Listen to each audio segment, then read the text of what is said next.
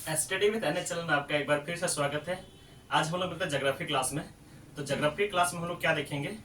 आज हम लोग ज्योग्राफी क्लास में देखेंगे भारतीय प्रायद्वीप का जो है स्थलरुद्ध सीमा देखेंगे। ठीक, जो क्या है स्थलबद्ध मतलब स्थलरुद्ध जो है, जो आपको कोई समुद्री सीमा से मतलब उसका टच नहीं करता है। ठीक, तो कौन कौन सा देश है, देश का तो प्रदेश है, तो उसको हम लोग देखेंगे। तो यहाँ पर मैप पहले से बनाया हुआ है, तो उसको सबसे पहले देखेंगे। तो कौन कौन सा भारतीय प्रायद्वीप में स्थलरुद्ध है, जो क्या कहते हैं उसको लैंडलॉक प्रदेश। ठीक, लैंडलॉक। ठीक, लैंडलॉक जो है, लैंडलॉक क्या है, स्टेट्स देखेंगे। ठीक, ये लैंडलॉक स्टेट्स है। ठीक, तो कौन कौन सा लैंडलॉक स्टेट्स है, तो हम लोग यहाँ पर देखेंगे मैप में जो दिया हुआ है उससे हम लोग देख लेंगे। तो लैंडलॉक में कौन सा है, तो सबसे पहले देखिए लैंडलॉक में कौन कौन सा है जो समुद्र से अपना सीमा नहीं बनाती है। तो यहाँ तेलंगाना है, तो यहाँ पर हम लोग लिखेंगे, पहला में लिखेंगे तेलंगाना, और दूसरा क्या होगा, ये तेलंगाना हो गया, ये छत्तीसगढ़ भी है। ठीक, आपका दूसरा है छत्तीसगढ़। ठीक, छत्तीसगढ़, ये छत्तीसगढ़ है। तीसरा कौन सा है, इधर कहीं नहीं है। तीसरा ये मध्य प्रदेश है। ठीक, तीसरा आपका हो गया मध्य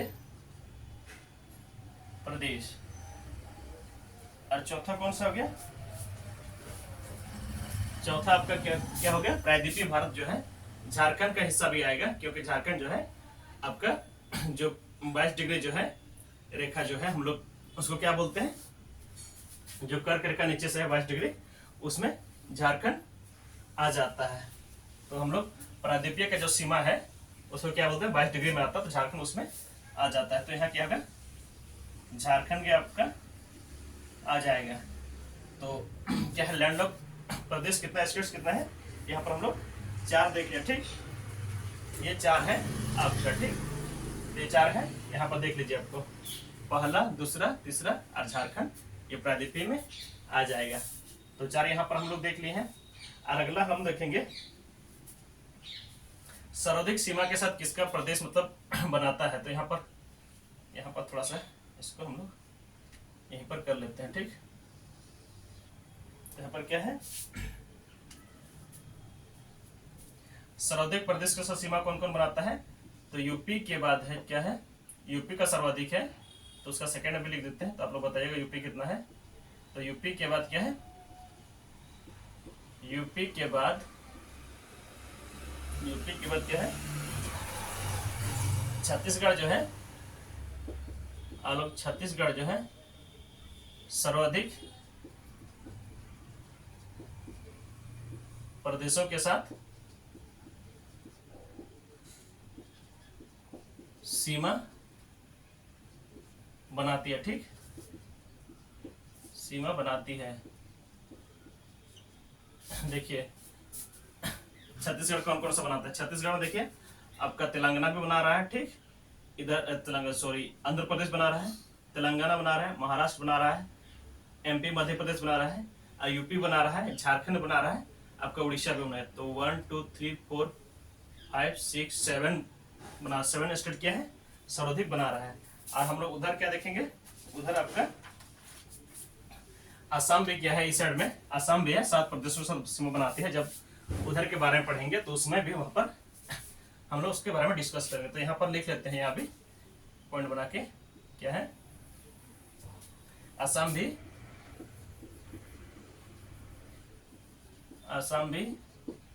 7 प्रदेशों के साथ सीमा बनाती है। इसके बाद में डिस्कस हम लोग करेंगे, इसके बारे में सीमा बनाती है। ठीक, यहाँ हो गया, तो इसको हम लोग मिटा दे रहे हैं। ठीक, तो अगला हम लोग देखेंगे क्या है, मिटाने लगा, चला गया। अगला हम लोग समुद्री सीमा जो है कहाँ कहाँ लगती है, तो इसको मिटा देते हैं।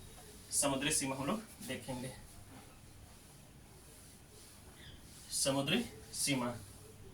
ठीक, तो क्या है, भारत की समुद्री सीमा या अंतरराष्ट्रीय कानून, भारत की समुद्री सीमा अंतर्राष्ट्रीय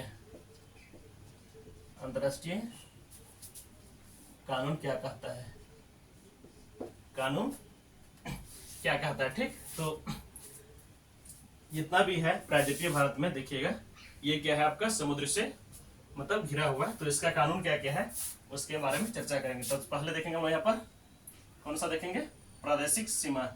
ठीक, प्रादेशिक सीमा। ठीक, प्रादेशिक सीमा क्या आएगा, इसको बोलते हैं टेरिटोरियल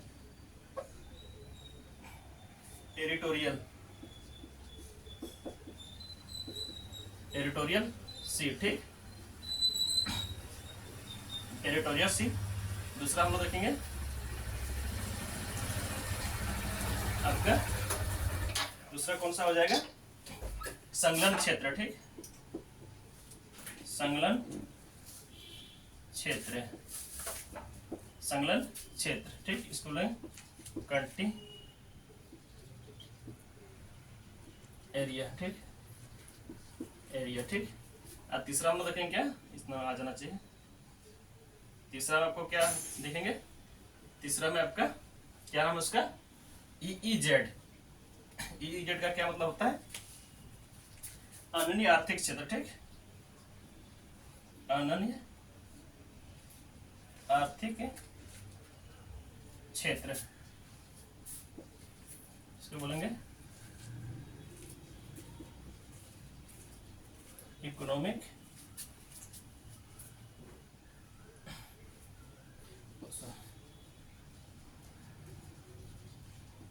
एक्सक्लूसिव इकोनॉमिक जोन। ठीक, ये क्या है आपका, तीन हम लोग देखेंगे। तो प्रादेशिक सीमा किसको बोलते हैं, तो यहाँ पर हम लोग देख लेते हैं। प्रादेशिक सीमा क्या होगा, स्थल सीमा से 12, क्या है, स्थल सीमा से 12 समुद्री मील। ठीक, स्थल सीमा से 12 समुद्री मील।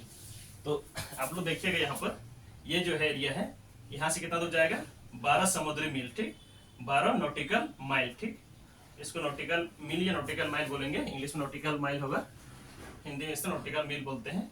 तो 12 समुद्री मील यहाँ तक क्या है, प्रादेशिक जो कानून है उसको लागू होता है। जिस प्रदेश में है, मान लीजिए तेलंगाना, आंध्र प्रदेश यहाँ पर है। ठीक, आंध्र प्रदेश, तो इसका कानून यहाँ पर चलेगा। इस जगह पर 12 नॉटिकल मील तक इसका जो भी कानून होगा, तो क्या कानून है उसको हम लोग देखेंगे, तो वहां लागू होगा प्रादेशिक, सभी प्रादेशिक कानून। ठीक, यहाँ क्या है, सभी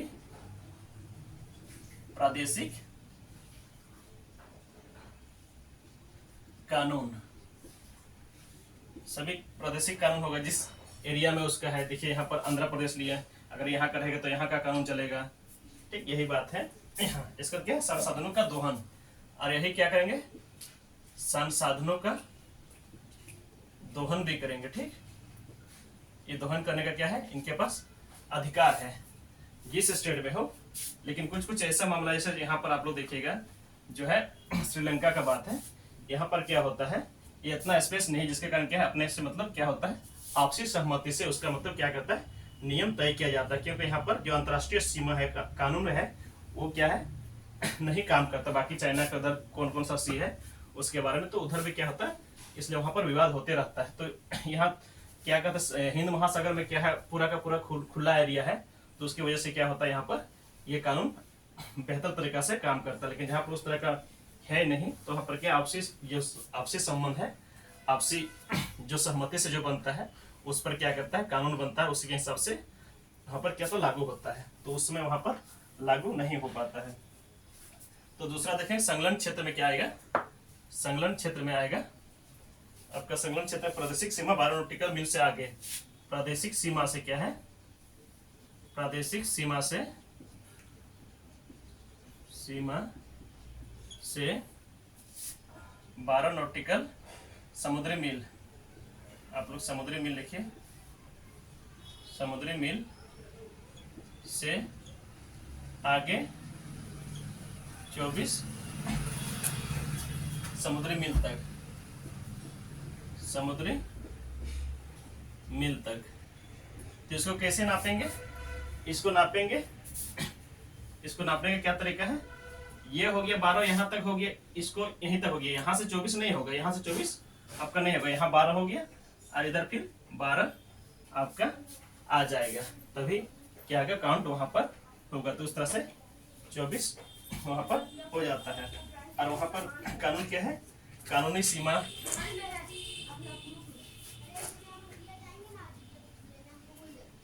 कानूनी सीमा, फिर आपका सीमा शुल्क, पर्यावरण सुरक्षा, सीमा शुल्क, पर्यावरण सुरक्षा,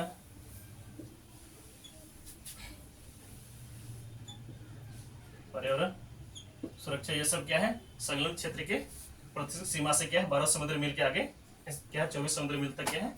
ये सभी क्या है आपका लगेगा। ठीक, सीमा शुल्क वसूल होते, पर्यावरण का जो सुरक्षा है उसका देखभाल आप लोग मतलब यहाँ का काम है।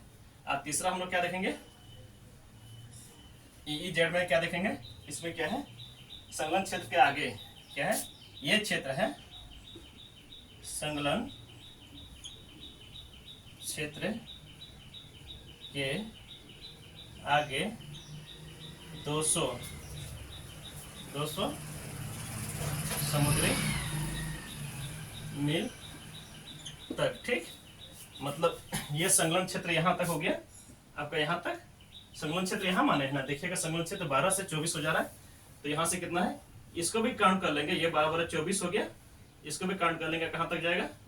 200 समुद्री मील, समुद्री मील तक इसका क्या है? एरिया है। और इसमें क्या होगा? समुद्री संसाधनों का दोहन कर पाएंगे। क्या है? समुद्री संसाधनों का, समुद्री संसाधनों का दोहन, समुद्री संसाधनों का दोहन हो गया। फिर अनुसंधान हो गया, अनुसंधान हो गया, अनुसंधान वहां पर आप किसी भी तरह से अनुसंधान कर सकते हैं, तो वहां पर आपका क्या है? वहां तक आपका अधिकार जाता है। लेकिन यहाँ पर हिंद महासागर में क्या है? दूर दूर तक कहीं उस तरह का दूर दूर तक कोई सीमा नहीं है, मतलब कंट्री है ही नहीं, तो फिर वहां पर विवाद ही नहीं पैदा होता है। तो उसमें क्या आगे भी जा सकता है, थोड़ा पीछे भी होता है। लेकिन जहाँ पर उस तरह का एरिया नहीं है, तो वहां पर आपको आपसे समझ से क्या है? आपको सीमा तय करना होता है। ठीक है, तो यहाँ तक आप लोग पढ़ लिए हैं, तो फिर हम लोग यहीं पर ख़त्म करते हैं। तो फिर हम लोग अगला दिन मिलते हैं एक बेहतर क्लास में, तब तक आप लोग मस्त रहिए, पढ़ते रहिए। धन्यवाद।